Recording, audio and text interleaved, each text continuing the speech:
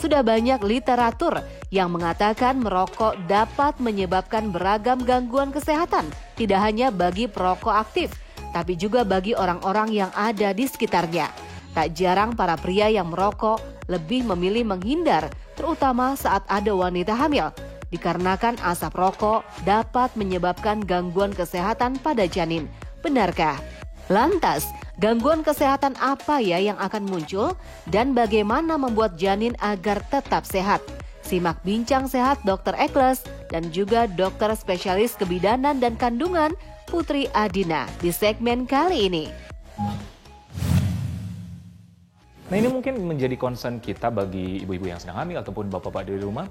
Apa sih kriteria dikatakan janin itu tidak sehat? Gimana ciri-cirinya, dokter? Oke, kalau kita ngomongin janin tidak sehat sebenarnya kan itu kompleks banget ya. Jadi multifaktorial, kita harus ngomonginnya dari ibunya seperti apa. Yang jelas kalau ibunya sendiri aja nggak sehat, gimana bayinya bisa sehat kan? Ya, atau janinnya bisa sehat kan? Setuju. Gitu. Terus yang kedua dari plasentanya. Kalau plasentanya sendiri juga ada masalah, ada suatu kelainan gitu, pasti janinnya juga akan bermasalah juga. Tentunya janinnya sendiri gitu. Jadinya kalau memang ada kelainan kongenital, pasti juga tidak sehat juga nantinya kan gitu. Kalau dari faktor maternal atau ibu, kita harus pastiin ibunya tidak ada masalah kesehatan lainnya. Paling sering kan tekanan darah tinggi, Hipertensi ya? Betul, atau kencing manis dalam kehamilan gitu. Ketika itu ditemukan, kita harus melakukan evaluasi menyeluruh dulu, karena kan itu sangat berdampak terhadap pertumbuhan dan perkembangan janin gitu.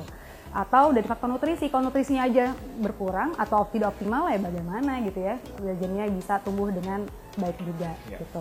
Dan janinnya sendiri kita pastikan dia tidak ada kelainan kongenital, lalu dia juga perkembangannya juga selalu sesuai dengan usia kehamilannya gitu. Dan kalau kita lihat dari ciri-cirinya, sebenarnya bisa kita lihat dari subjektif dok. Ya, gitu. Seperti apa dokter? Jadi kalau misalnya kita lihat, kita tanyakan aja dengan pasiennya. Gimana sih gerakan janinnya gitu. Di trimester 2, di atas 20 minggu, biasanya gerakan janin itu udah mulai terasa gitu. Oke, di atas 20 minggu ya? 20 minggu, betul. Jadi itu bisa jadi sign buat kita sendiri sebagai dokter dan juga pasiennya. Ya. Kalau gerakannya juga berkurang atau malah tidak ada, jangan-jangan janinnya lagi nggak sehat nih dalamnya gitu. Atau pada saat kita lihat gitu ya, kok ini perutnya nggak sesuai dengan usia kehamilan nih, lebih kecil mungkin atau malah lebih besar, kita juga harus tanyakan jangan-jangan nih ada sesuatu pada janinnya. Dan itu harus secara objektif kita periksakan pastinya. Kita lihat dari heartbeatnya seperti apa, denyut jantung janinnya. Kalau dia 120 sampai 160, insya Allah sih dalam keadaan yang baik. Nah, kalau gerakan janin itu kan ini yang mudah mungkin bagi ibu-ibu di rumah ataupun keluarga yang menantikan kelahiran bayi. Nah, gerakannya bisa dihitung nggak? Misalnya dalam satu hari ada 1 sampai 2 kali atau gimana dokter? Oke, jadi ada patokannya ya kita bilang ya. Jadi biasanya kita memberi patokan dalam 12 jam itu minimal 10 kali gerakan. Oh, dalam 12 jam 10 kali gerakan minimal. Ya, jadi kita bilangnya fetal kick count atau tendangan janin gitu. Ketika kita sudah tahu bahwa janin itu kurang dari 10 kali mungkin atau dia malah kok cenderung diam ya. Hati-hati, siapa tahu ada sesuatu terjadi pada janinnya. Tadi kan faktor dari ibu mempengaruhi kesehatan janin seperti riwayat diabetes atau gula darah ataupun hipertensi.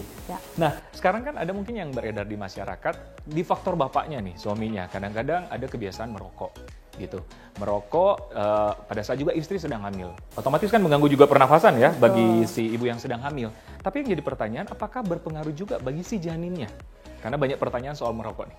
Gimana dokter? Oke, rokok sendiri kan kita tahu ya ada asapnya gitu ya. Jadi sebenarnya yang berbahaya itu adalah asap rokoknya.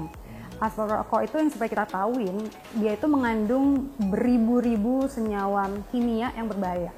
Kalau kita tahu kan dia menyebabkan kanker gitu ya. Tapi ternyata itu dampaknya juga ke ibu hamil dan juga ke janinnya. Salah satu yang mungkin kita tahu kan nikotin gitu ya. Tapi nggak cuma nikotin doang loh, ternyata ada karbon monoksida, ada formaldehid di situ, ada arsen, ada nikel dan lain-lain gitu. Nah, karbon monoksida aja itu kan dia memiliki efek yang dia mengikat oksigen. Ketika ibu yang sedang hamil itu dia menginhalasi, dia akan mengikat oksigen. Jadi pastinya oksigenisasi kekurangan oksigen. Nah, betul. Jadi itulah yang menyebabkan jadinya bisa pertumbuhan janin terhambat gitu. Bahkan nantinya plasenta pun bisa terdampak, solusio plasenta. Nah, kalau kita ngomongin asap rokok sebenarnya sih kalau in general tidak hanya mengganggu pada saat kehamilan saja, tapi pada saat proses kehamilan pun itu sudah bisa mengganggu gitu. Kalau di saat kehamilan selain tadi janinnya jadi terhambat gitu ya pertumbuhannya, janinnya juga ada peningkatan resiko kelainan kongenital gitu. Contohnya cleft pada orofasial, bibir sumbing di celah di langit-langit ya gitu. Ya. Atau ada kelainan perkembangan saraf janin, paru-parunya juga terdampak. Makanya bayi-bayi yang terlahir dari ibu yang pasif smokers ataupun dia aktif, itu ada resiko dia mengalami infeksi paru atau bahkan kelainan paru gitu. Misalnya asma gitu ya atau pneumonia itu akan meningkat juga. Bahkan resiko di later stage-nya pada saat dia lahir ada resiko sudden death juga. Tadi kan ada asap rokok yang mengganggu kesehatan janin. Nah, kalau polusi udara gimana, dokter? Ya sebenarnya sih polusi udara juga sama ya dengan asap rokok ya, malah polusi udara jauh lebih kompleks lagi karena ada asap knalpot di situ, mungkin pabrik dan lainnya. Jadi polutan itu juga pastinya berdampak pada janin. Setiap yang kita inhalasi atau kita hirup gitu ya, pasti dia akan masuk ke pembuluh darah kita. Ada beberapa yang mengikat mungkin oksigen, jadi menyebabkan pastinya pertumbuhan janin atau perkembangannya juga akan berdampak gitu. Dokter Putri, mungkin terakhir ini tips bagi para ibu-ibu nih yang menyaksikan, apalagi yang sedang hamil, supaya menjaga kesehatan janin dan janinnya tetap sehat. Tips untuk menjaga kesehatan janin yaitu ya udah kita perhatikan benar-benar faktor nutrisinya kita, faktor ibunya sendiri, ibunya juga harus sehat ya gitu. Dan jangan lupa kita harus kontrol rutin ANC, kita bilangnya antenatal care secara rutin. USG rutin, kita biar tahu perkembangan janin secara berkala, pertumbuhan baik juga perkembangannya dia.